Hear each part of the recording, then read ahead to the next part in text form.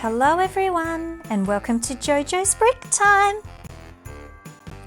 Day 21, that means there's only 4 sleeps to go.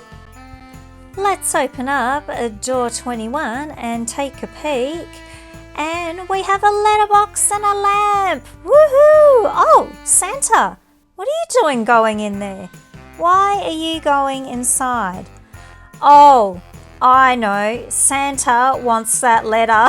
He's trying to get in the bag. I need that letter. All right, let's open up this bag and let's start putting everything together.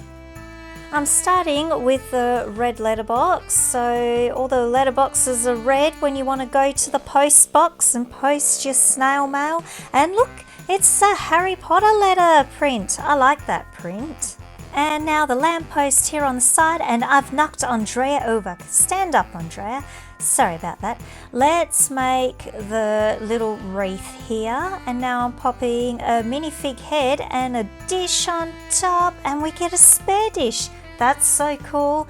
And Santa's come along. He's really determined to get my letter. Ho, ho, ho. Where has he gone with that? Oh my goodness. It's a bit late, it's day 21, but I'm hoping he's going to get me quite a few Christmas presents.